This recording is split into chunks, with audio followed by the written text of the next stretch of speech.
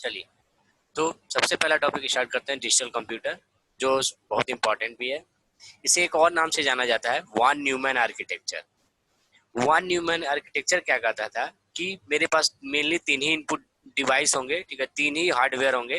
पहला एक input device होगा, दूसरा एक प्रोसेसिंग यूनिट होगा जो इनपुट डिवाइस के डेटा को एक्सेप्ट करेगा, प्रोसेस करेगा, और एक होगा तुम्हारा आउटपुट डिवाइस जो क्या करेगा कि आफ्टर प्रोसेसिंग जो भी इनपुट है आपने दिया, प्रोसेस हुआ, प्रोसेस होने के बाद जो रिजल्ट आया उसे क्या किया, आउटपुट स्क्रीन पे डिस्प्ले करा दिया। ओके, चलिए, डिजिटल कंप्यूटर सिंपल डिफिनेशन की बात करते हैं। डिजिटल कंप्यूटर एक ऐसा सिस्टम है या एक ऐसा प्रोग्रामेबल मशीन है जो क्या कहता है कि हम इनपुट लेंगे और बाइनरी फॉर्मेट में लेंगे, उसे प्रोसेस करेंगे according to set of instruction. जो भी आप प्रोग्राम लिखे रहेंगे उसके अकॉर्डिंग हम उसे प्रोसेस करेंगे, और प्रोसेस करने के बाद जो आउटपुट आएगा, ओके, उसे आउटपुट स्क्रीन पे डिस्प्ले करेंगे। सिंपल डिफिनेशन की बात करते हैं, डिजिटल कंप्यूटर एक ऐसा मशीन जो इनपुट इनपुट डिवाइस से एक्सेप्ट करता था इन द बाइनरी फॉर्मेट, मतलब जो इनपुट आप देते थे वो पहले बाइनरी फॉर्मेट में कन्वर्ट होता था, देन उसे प्रोसेस करते थे according to set of instruction that is known as program, और जो भी आउटपुट आता था वो हमारे आउटपुट स्क्रीन पे डिस्प्ले होता था, but not in digital, not in binary format, it is.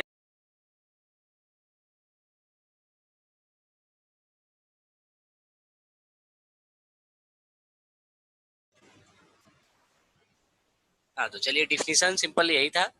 क्या कहता था कि इनपुट बाइनरी फॉर्मेट में एक्सेप्ट करेगा, प्रोसेस करेगा, प्रोसेस किसके अकॉर्डिंग करेगा, जो भी आप प्रोग्राम लिखे रहेंगे उसके अकॉर्डिंग प्रोसेस होगा, प्रोसेस होने के बाद जो आउटपुट आएगा वो कहाँ डिस्प्ले हो जाएगा, आउटपुट स्क्रीन पे हमारा डिस्प्ले हो जाएगा। ओके, चलिए, ये हो गया हमारा डिजिटल कंप्यूटर का सिंपल डिफिनेशन।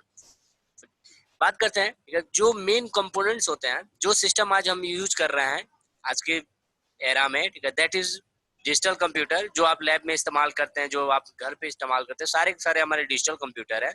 उनमें मेन जो पार्ट्स होते हैं यही होते हैं।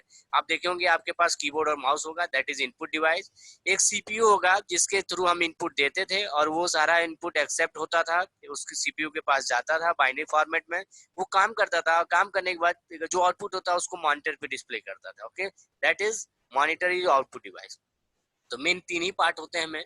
पहला क्या हो गया, इनपुट डिवाइस, दूसरा हो गया आउटपुट डिवाइस, ओके, देन एक हो गया CPU, central processing unit. Okay, चलिए, पहले पार्ट की बात करते हैं, that is input device. Input device means वो those hardware which are used to provide data in binary format, data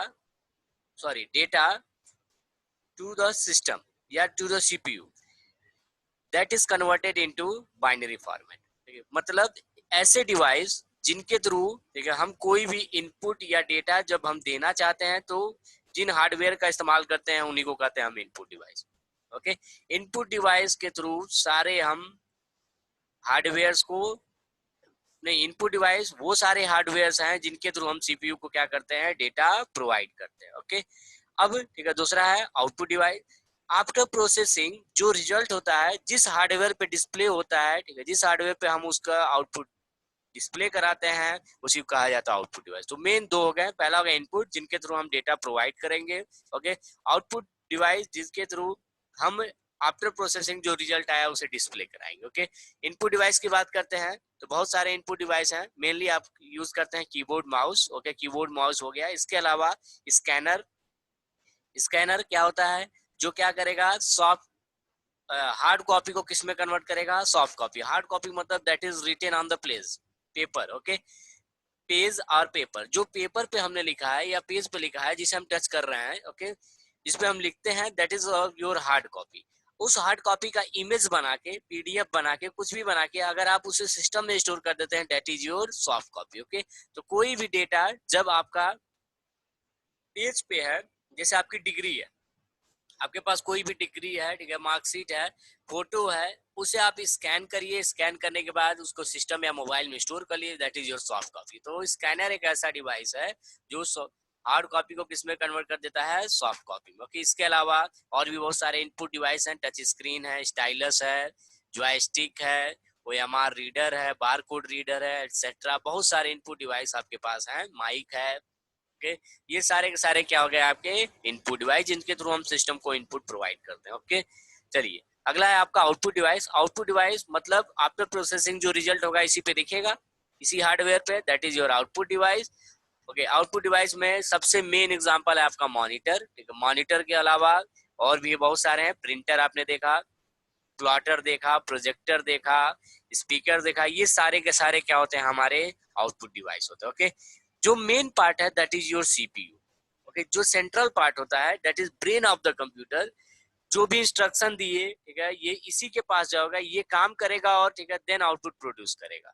okay, तो मेन पार्ट आपका होता है CPU, that is known as central processing unit. Okay, इसी को describe करना, और इसके अंदर कई सारे पार्ट्स होते हैं। ओके, जो मेन पार्ट्स हैं that is your ALU, arithmetic and logical unit, accumulator जिसे स्पेशल पर्पज रजिस्टर भी कहते हैं। दूसरा होता है जनरल पर्पज रजिस्टर, मतलब रजिस्टर दो तरह के होते हैं। रजिस्टर पहला हो गया एक्यूमुलेटर या स्पेशल पर्पज रजिस्टर, दूसरा हो गया जनरल पर्पज रजिस्टर। एक और चीज होता है that is your control unit. Okay, इसके अलावा आपके पास मेमोरी होती है सिस्टम में, और मेमोरी दो तरह की होती है, एक मेन मेमोरी है प्राइमरी मेमोरी, दूसरा था ऑक्सिलरी या सेकेंडरी मेमोरी। ओके, और इन्हीं पार्ट्स के बारे में आपको जानना है। ओके, तो पहली बात करते हैं, ठीक है, what is CPU। CPU is the brain of the computer. Okay, मतलब यही ब्रेन है, यही सारा काम करेगा। जैसे आपके पास ब्रेन है, आप हाथ से इनपुट देते हैं, उस इनपुट के साथ क्या करना है वो आपका ब्रेन डिसाइड करता है। ओके, तो यही चीज है, ये आपका ब्रेन है, जो भी इनपुट देंगे इसी के पास जाएगा, यही डिसाइड करेगा कि उसके साथ क्या काम करना। ओके, चलिए तो मेन पार्ट्स की बात करते हैं, that is your ALU, arithmetic and logic unit. Okay, arithmetic and logical unit की बात करें तो मेनली, ठीक है, क्या अर्थमेटिक और लॉजिकल। अर्थमेटिक मतलब mathematical operation, plus minus multiply. Okay, ये सारे आपके क्या हो गए अर्थमेटिक। ओके, मतलब अगर आप 3+5 देते हैं, ओके, अगर आप मैथ के ऑपरेशन करते हैं 3+5, तो वो जोड़ने का काम, एडिशन का काम कौन करेगा आपका ALU करेगा। यही दोनों को ऐड करेगा, और ऐड करने के बाद जो आउटपुट आएगा दैट इज ठीक है displayed on the monitor screen. Okay, तो ALU, ठीक है, पहला हो गया अर्थमेटिक ऑपरेशन, ठीक है, जितने मैथमेटिकल। दूसरा लॉजिकल ऑपरेशन, जहां ट्रू और फॉल्स आता है। जैसे अगर लेस देन ग्रेटर देन की बात करें, A is greater then B और B is greater then A, अगर यहाँ पे वैल्यू रखे तो ये न प्लस करेगा, कोई मैथमेटिकल ऑपरेशन नहीं करेगा। यहाँ पे वैल्यू रखने पे ये सिर्फ चेक करके बताएगा कि ये ट्रू है कि फॉल्स है। ओके, तो मतलब ट्रू फॉल्स की वैल्यू चेक करना और मैथमेटिकल ऑपरेशन करना, दोनों का यही यूनिट करता है, और इसी को कहते हैं arithmetic and logical unit. Okay, simple definition, those unit which perform all the arithmetic and logical operation are known as, ठीक है, ALU। ओके, बात करते हैं रजिस्टर। ओके, रजिस्टर क्या होता है, एक स्मॉल स्टोरेज डिवाइस होता है। ओके, जिसमें हम कोई डेटा स्टोर कर सकते हैं। ओके, हम, ठीक है, जब डेटा स्टोर करते हैं, ओके, अगर हम चाहते हैं रजिस्टर के अंदर डेटा स्टोर करें, उसके लिए हम जनरल पर्पज रजिस्टर इस्तेमाल करते हैं। ओके, जनरल पर्पज मतलब that is used by the any user. Okay, जैसे मैंने अभी स्टोरेज क्लास कुछ दिन पहले पढ़ाया था, तो इसमें बताया था कि अगर आपके पास कोई वेरिएबल है इंट आई, ओके, मैं चाह रहा हूँ, ठीक है, ये वेरिएबल रैम में ना स्टोर होके, मेन मेमोरी में ना स्टोर होके, कहाँ स्टोर हो, तो रजिस्टर, तो आगे क्या लिख देता था, रजिस्टर इंट आई। ओके, अगर आप रजिस्टर लिख दिए तो इसका मतलब ये वेरिएबल कहाँ जाके स्टोर होगा, रजिस्टर में। ओके, और किस रजिस्टर में, स्पेशल पर्पज में नहीं, जनरल पर्पज रजिस्टर। तो एक ऐसा रजिस्टर, ठीक है, जिसके अंदर हम डेटा स्टोर करना चाहते हैं, ओके, तो हम किसका इस्तेमाल करेंगे, जनरल पर्पज। ओके, तो स्पेशल या एक्यूमुलेटर, ठीक है, स्पेशल पर्पज रजिस्टर वो रजिस्टर जो पहले से बने हुए हैं। ओके, आपको केवल उससे रीड करना है, उसमें आप कुछ भी राइट नहीं कर सकते, इसीलिए नाम है स्पेशल पर्पज। जैसे एक रजिस्टर होता है program counter. Okay, program counter एक ऐसा रजिस्टर है जिसके डेटा, उसका फिक्स ऑपरेशन है कि उसके अंदर हमेशा क्या होगा, अगर ये लाइन मैं रीड कर रहा हूं, ओके, मान लीजिए अगर मैं ये लाइन रीड कर रहा हूं, तो अगली लाइन इसके बाद कौन सी होगी, ठीक है, ये होगी कि ये होगी, ठीक है, इसकी इंफॉर्मेशन होता है प्रोग्राम काउंटर में। ओके, वो हमेशा यही रखेगा, आप, ठीक है, खुद से कोई डेटा उसमें स्टोर नहीं कर सकते। प्रोग्राम काउंटर एक स्पेशल पर्पज रजिस्टर है, नाम ही है प्रोग्राम काउंटर। मतलब अगर हम इस लाइन को पढ़ रहे हैं करेंट टाइम में, तो इसके बाद कौन सी लाइन आनी है, लाइन नंबर 2, लाइन नंबर 3, इसकी इंफॉर्मेशन प्रोग्राम काउंटर में अपने आप स्टोर हो जाती है। ओके, तो स्पेशल पर्पज रजिस्टर ऐसा रजिस्टर जिसे हम केवल रीड ओनली के लिए यूज कर सकते हैं, हम इस पे कोई राइट ऑपरेशन नहीं कर सकते हैं। हमें कोई डेटा स्टोर करना है, अगर हम राइट करना चाहते हैं तो हम केवल किसका इस्तेमाल करेंगे, रजिस्टर, जनरल पर्पज रजिस्टर। और ये बहुत छोटी मेमोरी स्पेस होती है, इसमें बहुत बड़ा डेटा स्टोर नहीं हो सकता। ओके, अगले बात करते हैं, that is your control unit. Control unit just like a monitor, जैसा कि नाम है, कंट्रोल करेगा पूरे, ठीक है, ऑपरेशन को कंट्रोल करने का काम कौन करता है, कंट्रोल यूनिट। एक ऐसी यूनिट जो जितने ऑपरेशन हो रहे हैं, इनपुट ऑपरेशन, आउटपुट ऑपरेशन, ठीक है, प्रोसेसिंग, सबको कंट्रोल करने का काम क्या हो रहा है, कंट्रोल यूनिट करेगा। कि डेटा अवेलेबल है कि नहीं, एलयू के पास जो डेटा जाना चाहिए वो पहुंच रहा है कि नहीं, रजिस्टर में डेटा स्टोर हो रहा है कि नहीं, इनपुट सही से प्रोवाइड हो रहा है कि नहीं, सबको कंट्रोल करने का काम कौन करता है, control unit. Okay, just like a monitor है। okay? बात करते हैं, ठीक है, मेन चीज है मेमोरी। ओके, मेमोरी, ठीक है, मेमोरी एक ऐसा, ठीक है, डिवाइस जिसके अंदर हम डेटा को स्टोर कर सकते हैं, जस्ट लाइक, ठीक है, आवर मेमोरी। हम लोग की मेमोरी क्या होती है, डेटा को स्टोर करती है जितना पढ़ाया जा रहा है। ओके, कुछ ना कुछ डेटा हमारे, ठीक है, मेमोरी में स्टोर होगा। अब दो तरह की मेमोरी होती है, जैसे हमारी मेमोरी है, कुछ लोगों की मेमोरी होती है जो बहुत देर तक इस्तेमाल करते हैं, मतलब बहुत देर तक स्टोरेज हो सकता है। और कुछ लोगों की मेमोरी होती है जिसमें कुछ टाइम के लिए डेटा स्टोर होता है, उसके बाद गायब हो जाता है। ओके, तो चलिए बात करते हैं, मेमोरी इसी बेसिस पे कैटेगराइज की गई। पहला प्राइमरी मेमोरी, दूसरा secondary memory. Okay, primary memory एक ऐसी, ठीक है, मेमोरी जिसके अंदर हम डेटा को स्टोर करेंगे। पहली बात, बहुत बड़ी मेमोरी नहीं होती है, स्मॉल मेमोरी होती है। क्यों स्मॉल होती है, उसका रीजन है क्योंकि इसके अंदर जो डेटा स्टोर होता है वो कभी परमानेंट नहीं होता है। ओके, ये क्या कहता है कि हम डेटा को टेम्पररी स्टोर करेंगे, मतलब परमानेंट फॉर्मेट में नहीं स्टोर करेंगे। और टेम्पररी कब तक, जब तक सिस्टम ऑन है तब तक डेटा स्टोर रहेगा, सिस्टम ऑफ करते ही डेटा हमारा क्या हो जाएगा, गायब हो जाएगा। ओके, इसीलिए इसे बहुत लार्ज बनाने की कोई जरूरत नहीं। अगर लार्ज उसे बनाए जिसमें परमानेंट होता है, अगर टेम्पररी है तो उसे लार्ज बनाने का कोई मतलब नहीं है। तो प्राइमरी मेमोरी एक ऐसी स्मॉल मेमोरी है जिसमें डेटा स्टोर होता है और टेम्पररी फॉर्मेट में स्टोर होता है। जबकि ऑक्सिलरी या सेकेंडरी मेमोरी की बात करें तो ये आपका एक लार्ज मेमोरी है। और क्यों लार्ज है, क्योंकि इसमें डेटा जो स्टोर होता है that is your permanent format. Okay, इसमें परमानेंट फॉर्मेट में स्टोर करते हैं और इसमें, ठीक है, टेम्पररी फॉर्मेट में स्टोर करते हैं। ओके, चलिए प्राइमरी मेमोरी की बात करते हैं। Primary memory, okay, primary memory simple definition बताया, ठीक है, small memory which store the data in temporary format. Okay, लेकिन प्राइमरी मेमोरी को भी दो कैटेगरी में डिवाइड किया गया, पहला रैम और दूसरा रोम। प्राइमरी मेमोरी के भी दो पार्ट्स हुए, पहला रैम, दूसरा रोम। रैम का फुल फॉर्म होता है रैंडम एक्सेस मेमोरी, एंड इसे एक और नाम से जाना जाता है रीड राइट मेमोरी। इसे किस नाम से जाता है, रीड राइट मेमोरी। और रोम का फुल फॉर्म होता है रीड ओनली मेमोरी। ओके, तो random access memory, read write memory भी जिसे कहते हैं, रोम रीड ओनली मेमोरी। तो सिंपल सी डिफिनेशन है, read only memory, read only memory का मतलब हुआ, हाँ नाम ही बता रहा है, केवल ऐसी मेमोरी जिस पे केवल कौन सा ऑपरेशन परफॉर्म हो सकता है, रीड ओनली, मतलब केवल रीड किया जा सकता है। मतलब इस पे जो डेटा स्टोर है, ओके, उस पे ऑलरेडी स्टोर्ड है, उसे केवल हम रीड करेंगे, फेच करेंगे, ठीक है, उस पे हम कोई भी डेटा स्टोर नहीं करेंगे। जैसे मैंने लिखा इंट ए, अगर मैंने सिंपली लिखा इंट ए, ओके, तो ये ए नाम की जो मेमोरी, ए नाम का जो वेरिएबल बना होगा वो किस मेमोरी में बना होगा, रोम में बन ही नहीं सकता, क्योंकि रोम को, ठीक है, हम केवल रीड के लिए कर सकते हैं, उसमें कोई भी नया वैल्यू अलोकेट नहीं कर सकते। तो इसका मतलब ये इंट ए किसमें बना होगा, रैम में बना होगा। ओके, रैम जो होता है मेरा रीड राइट मेमोरी होता है, मतलब इसमें दोनों ऑपरेशन होता है, रीड भी एंड राइट भी। ओके, लेकिन रोम कहता है क्या कि हम रीड ओनली मेमोरी है। ओके, हमारे में डेटा पहले से स्टोर है, आप उसे केवल इस्तेमाल कीजिए। ओके, इस्तेमाल कीजिए रीड पर्पज के लिए, उस डेटा को एक्सेस करिए, रीड करिए, आप कुछ भी इस पे राइट मत करिए। ओके, इसीलिए रोम मेरा नॉन वोलेटाइल मेमोरी होता है। नॉन वोलेटाइल का मतलब जो, ठीक है, गायब ना हो। देखिए वो दो मेमोरी होती है, एक वोलेटाइल और एक नॉन वोलेटाइल। वोलेटाइल का मतलब जो कुछ क्षणों बाद, कुछ समय बाद गायब हो जाए। अब कुछ समय क्या मतलब तब तक न गायब हो जब तक सिस्टम ऑन।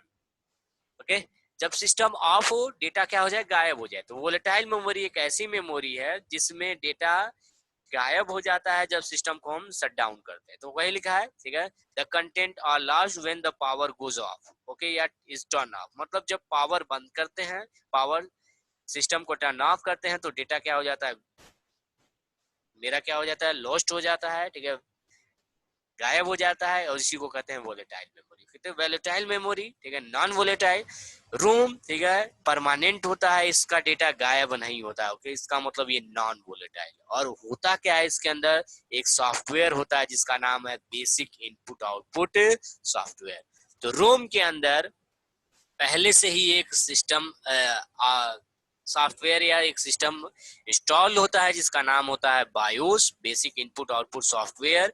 ओके, जो जब सिस्टम स्टार्ट करते हैं हम, ठीक है, तो उसे बूट कराने, मतलब उसे चेक करता है कि ऑल, ठीक है, hardware and pre install software are running और नॉट। ओके, इसे चेक करने के लिए एक पहले से, ठीक है, सॉफ्टवेयर होता है, that is basic input output software. Okay, तो रोम में पहले से, ठीक है, एक सॉफ्टवेयर इंस्टॉल होता है जिसका नाम है बायोस। ओके, बेसिक इनपुट, सारे इनपुट और आउटपुट डिवाइस प्रॉपरली, ठीक है, फंक्शनिंग में है कि नहीं, जब सिस्टम स्टार्ट हो उसे चेक करे, ठीक है, हमारे ओएस को, एक ऑपरेटिंग सिस्टम को सेकेंडरी मेमोरी से, ठीक है, ट्रांसफर करके प्राइमरी मेमोरी में शिफ्ट करे, ओएस को स्टार्ट करे। ओके, इसका काम होता है बायोस।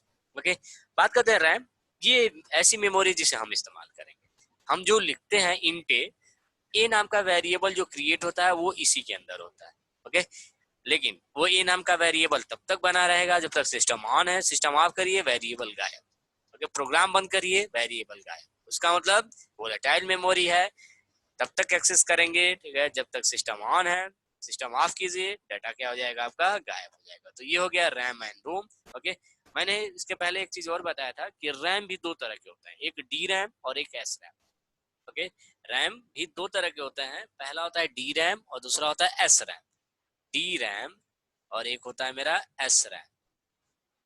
हाँ, अब डी रैम एस रैम क्या होता है, D for dynamic, S for static. Static का मतलब था फिक्स, मतलब चेंज ना हो, और डी रैम का मतलब डायनेमिक, डायनेमिक का मतलब जो क्या हो, चेंज हो। ओके, तो डायनेमिक रैम नाम से ही सुनिए, जो चेंज हो, और जहां चेंज होता है वहां क्या लगा होता है, कैपेसिटर। ऐसे याद रखिए। ओके, जहां चेंज हो रहा है वहां क्या लगा है, कैपेसिटर। और कैपेसिटर का मतलब चार्ज। मतलब डी रैम में जो डेटा स्टोर होगा वो किस फॉर्मेट में होगा, चार्ज फॉर्मेट में स्टोर होगा। ओके, डी रैम के अंदर जो डेटा स्टोर होता है that is in charge format and that is stored in capacitor. Okay, और कैपेसिटर के साथ दिक्कत क्या होती है, इसके अंदर लीकेज की प्रॉपर्टी होती है, मतलब अपने आप धीरे धीरे लीकेज होता रहता है। ओके, तो अगर लीकेज है, तो लीकेज है तो 100% कुछ ना कुछ चार्ज, ठीक है, गायब हो जाएगा। और जब लीकेज होता है चार्ज, ठीक है, डिस्चार्ज होता है, ओके, तो उसे बार बार हमें क्या करना पड़ता है, चार्ज करना पड़ता है। ओके, मतलब इसमें एक चार्जिंग सर्किट अलग से होती है जिसे रिफ्रेशिंग सर्किट कहा जाता है।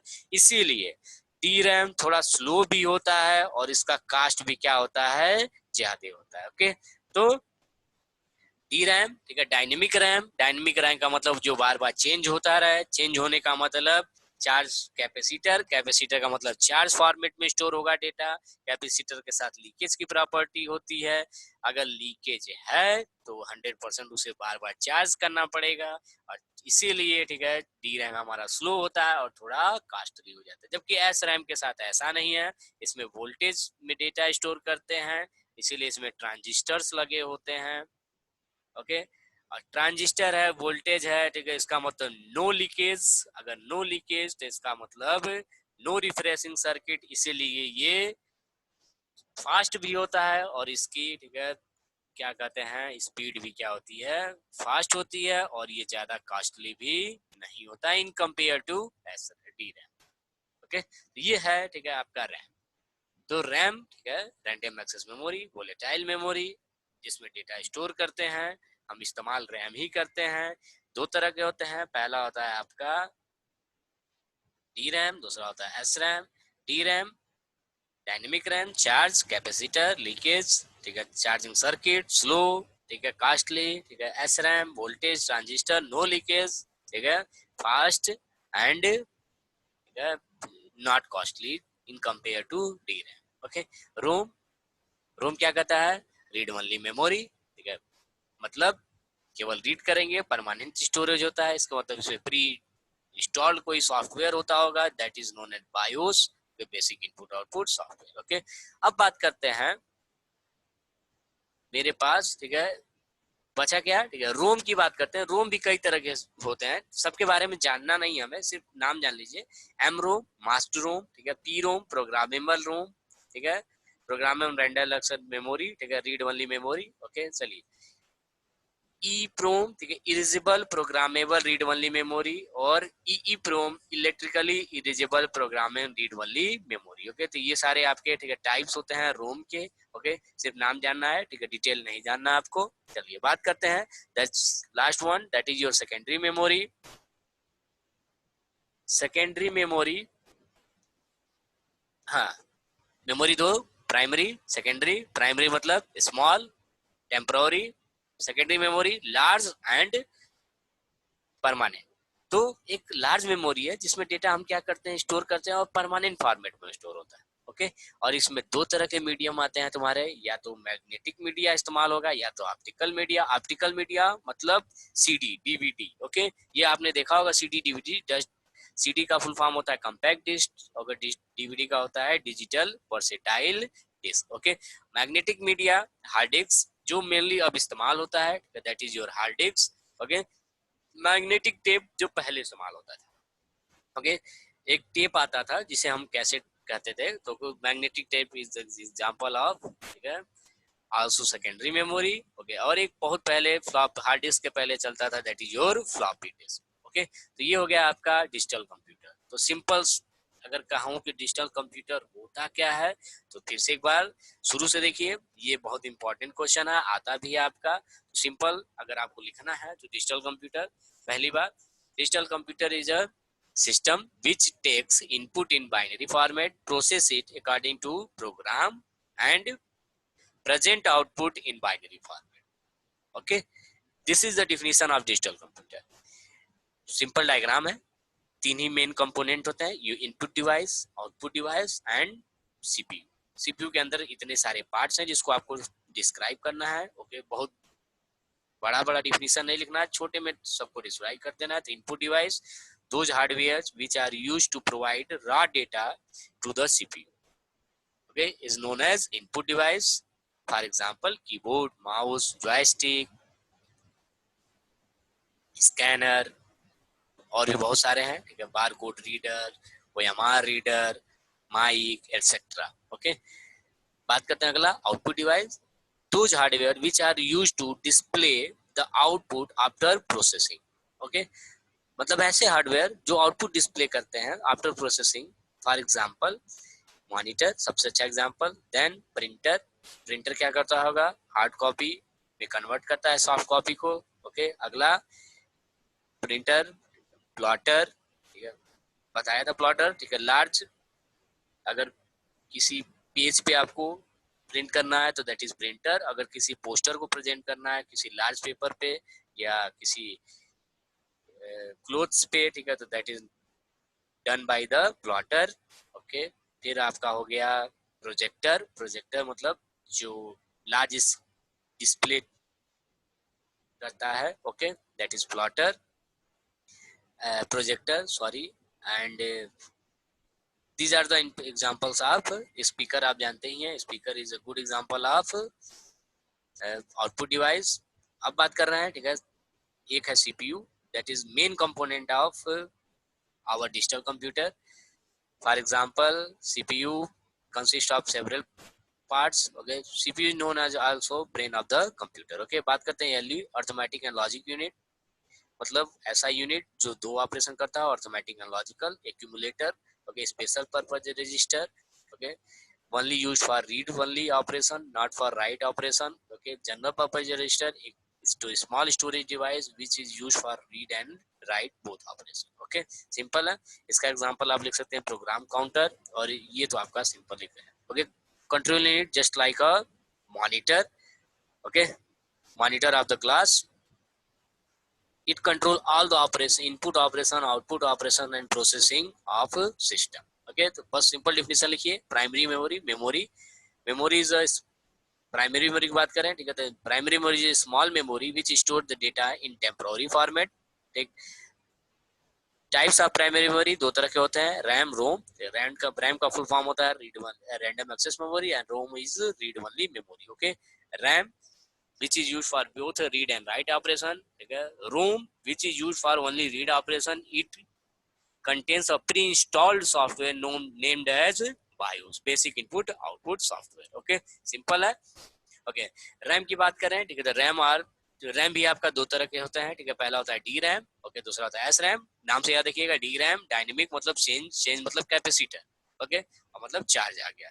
ओके, एस रैम मतलब नो चेंज मतलब ट्रांजिस्टर वोल्टेज. ओके, ये हो गया, एक वोल्टेज फॉर्मेट में रखेगा और एक आपका चार्ज फॉर्मेट में रखेगा. Okay, secondary memory.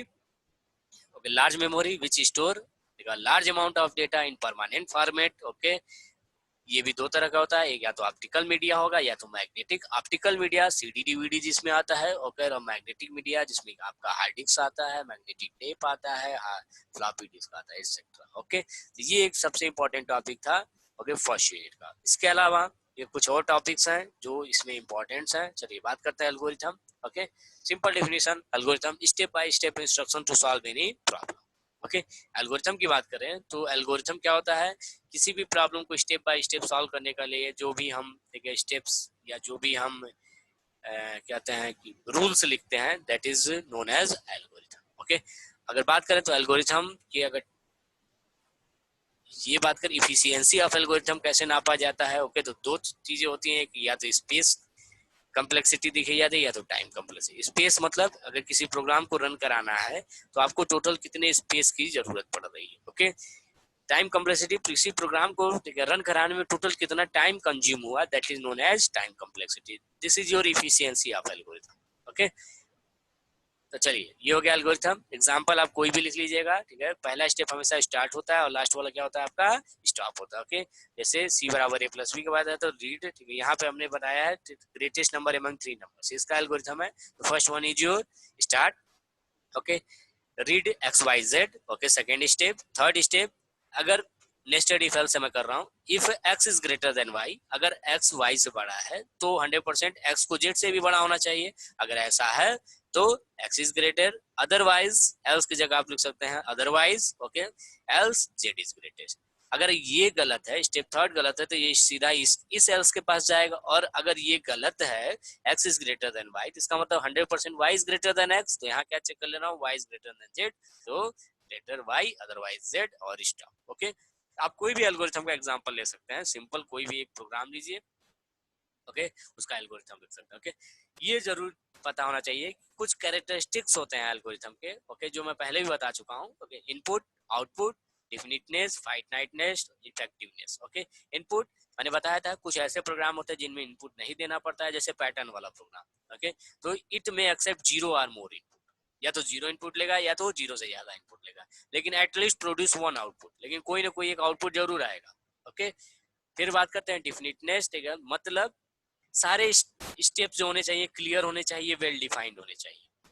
ओके, हर इंस्ट्रक्शन ठीक है वेल डिफाइंड एंड क्लियर होना चाहिए. फाइनाइटनेस मतलब number of step must be fixed.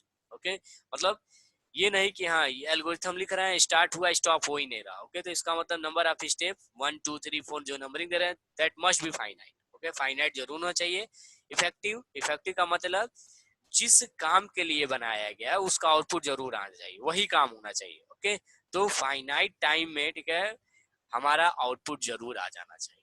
Okay, तो वही इफेक्टिवनेस. इफेक्टिवनेस का मतलब algorithm must perform the given operation. Okay, must produce the given output. Okay, ये है इफेक्टिवनेस. ये हो गया एल्गोरिथम. इसी तरह एक आपका और टॉपिक है, that is your flow chart. Flow chart मतलब graphical representation of any algorithm. Graphical representation of algorithm is known as flow chart. For example boxes. ठीक है, फॉर एग्जांपल छोड़िए, पहले बॉक्सेस देख लेते हैं. फ्लो चार्ट अगर आपको डिजाइन करना है तो 100% कुछ बॉक्स आपको पते होने चाहिए। ओके, कुछ सिंबल्स हैं जिसका इस्तेमाल करते हैं हम फ्लो चार्ट बनाने के लिए। ओके, पहला होता है Oval shape, that is start और स्टॉप बॉक्स, मतलब स्टार्ट और स्टॉप को इसी से प्रेजेंट किया जाएगा। प्रोसेसिंग के लिए रेक्टेंगुलर शेप इस्तेमाल होता है। ओके, अगर आपको रीड एंड राइट ऑपरेशन मतलब स्कैनफ और प्रिंटफ करना है तो आपको रेक्टेंगुलर सॉरी पैरेललोग्राम शेप इस्तेमाल करना होगा, जिसे हम इनपुट आउटपुट बॉक्स कहते हैं या रीड राइट बॉक्स कहते हैं। अगर आपको कोई कंडीशन चेक करना है तो उसके लिए डायमंड शेप यूज करते हैं, जिसे हम कंडीशन बॉक्स या डिसीजन बॉक्स कहते हैं। ओके, ये है, और सारे बॉक्स को जोड़ने के लिए हम जो इस्तेमाल करते हैं that is your array. For example, अगर आपको ठीक है कोई भी प्रोग्राम का फ्लो चार्ट बनाना है तो सबसे पहले स्टार्ट होगा, देन इनपुट, देन अगर मान लीजिए आपको चेक करना है कि वो इवन है कि ऑड है, ठीक है, तो 2 से डिवाइड किया हूँ। ओके, मॉडुलस कीजिए, अगर बराबर 0 आता है तो इवन है, अदरवाइज ऑड है, दोनों को कनेक्ट कीजिए और क्या कर दीजिए, स्टॉप कर दीजिए। ओके, ये है आपका फ्लो चार्ट। ओके, इसके कुछ एडवांटेज डिसएडवांटेज भी बताए गए थे। ओके, तो एडवांटेज क्या होता था फ्लो चार्ट का? पहला कि graphical representation is more effective than program, that is understand by every user either they are technical or not। तो इसका मतलब फ्लो चार्ट ग्राफिकल रिप्रेजेंटेशन तो सबको समझ में आता है, डायग्राम सबको समझ में आता है, चाहे वो टेक्निकल हो चाहे नॉन टेक्निकल हो। ओके, लेकिन अगर प्रोग्राम की बात करें तो वो केवल टेक्निकल बंदों को समझ में आएगा। ओके, स्कैनर पर प्रिंटर सबको नहीं पता होगा। ओके, यही चीज है। दूसरा क्या कि अगर हम मिस्टेक्स की बात करें, कभी कभार ठीक है ग्राफ से देख के ठीक है पता चल जाता है कि हाँ इस लाइन में मिस्टेक है, तो finding mistakes is easier in graphical form. Okay, अगर हम मिस्टेक की बात करें तो कहाँ किस स्टेप में मिस्टेक हुआ है, अगर इसे देखना हो तो ग्राफ से हम ज्यादा या डायग्राम से हम ज्यादा आसानी से समझ सकते हैं। ओके, लेकिन कुछ डिसएडवांटेज भी हैं। अगर आपका प्रोग्राम बहुत टफ है या कॉम्प्लेक्स है तो फ्लो चार्ट भी बहुत कॉम्प्लेक्स बन जाएगा। इसका मतलब फ्लो चार्ट बहुत टफ हो जाएगा, जैसे for example matrix. Okay, matrix का प्रोग्राम बनाना इजी है in compare to flow chart, क्योंकि उसमें कई बार फॉर लूप चल रहा हो तो इतनी बार ठीक है आपको फॉर लूप का बार बार फ्लो चार्ट बनाना पड़ेगा, that is much tough. Okay, दूसरा डिसएडवांटेज, अगर बाय द वे प्रोग्राम में कहीं चेंज किया हमने तो हो सकता है पूरा मुझे फ्लो चार्ट शुरू से रिकंस्ट्रक्ट करना पड़ जाए। तो दूसरा डिसएडवांटेज कि अगर there is some change in the program then reconstruct the flow chart again. Okay, मतलब फिर से फ्लो चार्ट बनाइए। ओके, अगर आप प्रोग्राम में चेंज करते हैं तो ये हो गया फ्लो चार्ट। बात करते हैं प्रोग्रामिंग लैंग्वेज, ये भी एक इंपॉर्टेंट टॉपिक है कि व्हाट इज प्रोग्रामिंग लैंग्वेज। तो प्रोग्रामिंग लैंग्वेज बात करते हैं, लैंग्वेज किसे कहते हैं, तो way of communication between users. Okay, it is the medium for communication between user, मतलब हम दो लोग जब आपस में बात करें, दो या दो से ज्यादा लोग आपस में बात करना चाहते हैं तो जिस कोई ना कोई मीडियम हमें चाहिए बात करने के लिए, चाहे इंग्लिश हो चाहे हिंदी हो, चाहे इशारों में ही बात करें, तो कोई ना कोई एक लैंग्वेज हमारा होता है। ओके, लेकिन प्रोग्रामिंग लैंग्वेज वैसे ही है जैसे लैंग्वेज के लिए, लेकिन अब यूजर बात नहीं करेंगे। ओके, अगर यूजर सिस्टम से इंटरेक्ट होना चाहता है तो एक मीडियम चाहिए, और उस मीडियम को क्या कहा जाता है, प्रोग्रामिंग लैंग्वेज। ओके, जैसे मैंने जो कोड लिखा ठीक है वो कोड समझ सकता है हमारा सिस्टम, हम सिस्टम से डायरेक्ट बात नहीं कर सकते कि हाँ डायरेक्ट हम कम्युनिकेशन करना चाहें तो हम सिस्टम से कम्युनिकेशन नहीं कर सकते। तो a medium for communication between user and for interaction between user and ठीक है system is known as programming language. Okay, mainly दो तरह के होते हैं, पहला हाई लेवल लैंग्वेज, दूसरा low level language. Okay, high level language and low level language. Okay, और लो लेवल लैंग्वेज को दो कैटेगरी में डिवाइड किया गया। ओके, पहला असेंबली लैंग्वेज और दूसरा machine language. Okay, machine language को कहा जाता है binary language. Okay, binary language या दूसरा असेंबली लैंग्वेज। ओके, तो चलिए बाइनरी लैंग्वेज की बात करते हैं। बाइनरी लैंग्वेज या मशीन लैंग्वेज एक ऐसा प्रोग्रामिंग लैंग्वेज जिसमें जो कोडिंग की जाती थी डायरेक्ट 0-1 के फॉर्मेट पे की जाती थी। ओके, जैसे अगर मुझे करना था ठीक है कि अगर मुझे ये काम करना है कि मुझे 20 को ए में ले जाके स्टोर करना है, तो इसके लिए ठीक है प्री डिफाइंड एक बाइनरी कोड्स था, उसी कोड्स को हम इस्तेमाल करते थे। ओके, मान लीजिए ठीक है आपको बी में स्टोर करना है, ठीक है, तो ये आप बाइनरी, तो मतलब सीधा बाइनरी, ये सारा जो इंग्लिश में लिखा है ये नहीं, सीधा यही लिखना होता था 011 101 ठीक है समथिंग, मतलब जो कोडिंग की जाती थी डायरेक्ट बाइनरी में की जाती थी। और आपको ये बात पता है कि अगर आपको 10 नंबर दे दिए जाए याद करने के लिए और 10 नाम दे दिए जाए याद करने के लिए, तो ज्यादा आसान नाम याद करना होता है इन कंपेयर टू नंबर। इसीलिए बाइनरी लैंग्वेज में जो डायरेक्ट 0-1 के फॉर्मेट में कोडिंग की जाती थी दैट इज मच टफ ठीक है to remember all the referral code for any operation.